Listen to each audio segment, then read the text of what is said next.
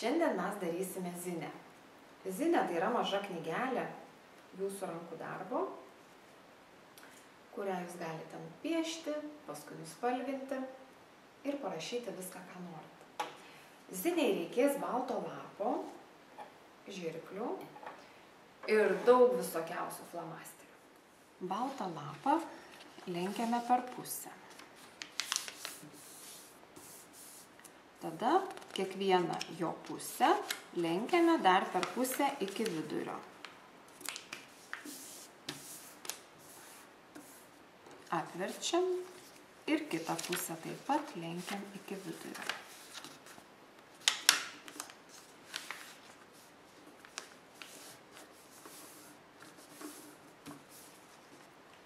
Štai taip. Tada lapą lenkiame išilgai.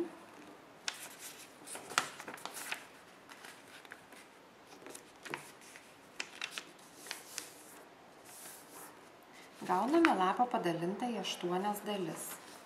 Vėl lenkiame per pusę, atsiranda sparneliai ir kerpame per pusę iki viduriuko. Tada imam už šonelių ir išverčiame juos į išorę. Gražiai suglaudžiam visas lapo dalis į vieną pusę. Pažymim sulenkimo ribas ir štai knygutė padaryta. Štai pirmoji jūsų zinė. Dabar jau jūs galite šitą knygutę nuspalvinti, nupiešti, galbūt parašyti, sukurti savo pasaką ar istoriją. Ir tai bus jūsų knygelė. Taip atsirado ir bibliotekos zinė Sveika vasara. Per vasarą tu gali skaityti knygutes, gauti lipdukus, juos įklijuoti į šitą knygelę, zinę ir dalyvauti loterijoje, laimėti prizus.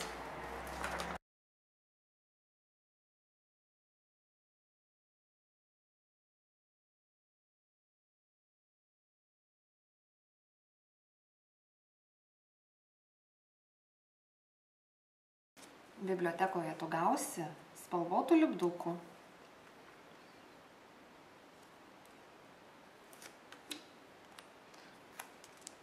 Pirmuoju papuoši zinės viršelį, o kitus lipdukus gausi už perskaitytas knygas.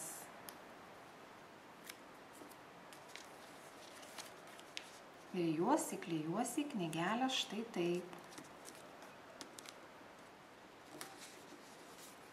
Perskaitysi 5 knygutes, surinksi 5 lipdukus ir galėsi dalyvauti loterijoje, laimėti įvairiausių prizų.